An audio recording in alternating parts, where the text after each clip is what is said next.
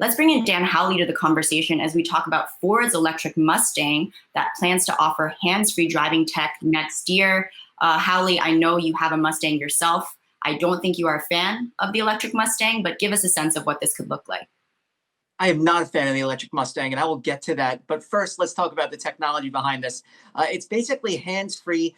You can use it on pre-mapped roads, and it's going to be able to do lane keeping, where it'll be able to see where the end of the lane is and where the side of the lane is. So if you're, on a dirt road, it'll be able to see that it's dirt on the side and keep you centered. It's also going to have a blind spot assistant where usually we have blind spot assistance now where you'll see that little blinking, exclamation point in the corner of the side view mirror. This is going to nudge you in the opposite direction if you start to try to make a maneuver that puts you into trouble with a car in your blind spot. It's similar to their adaptive cruise control. It builds on that. It's not being called self-driving, though, or autonomous. They're calling it driver assistant. And that's because this kind of technology isn't self-driving. True self-driving will take years to get to still. This is basically just, okay, you can take your hands off the wheel for a few seconds, maybe look, keep your eyes on the road, but maybe look at the radio or something along those lines. Nothing crazy where you can just conk out or start watching Netflix on your car.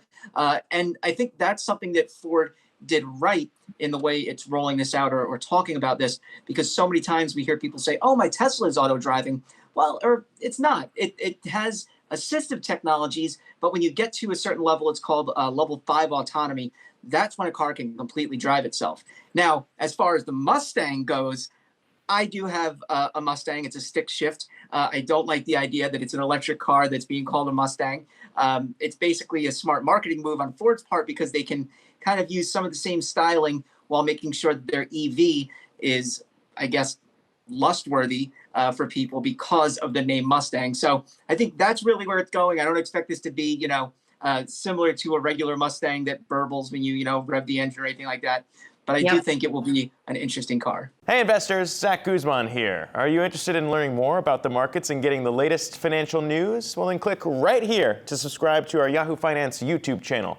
Get the latest up-to-the-minute market analysis, big interviews in the world of finance, and information on how to manage your money every day wherever you are.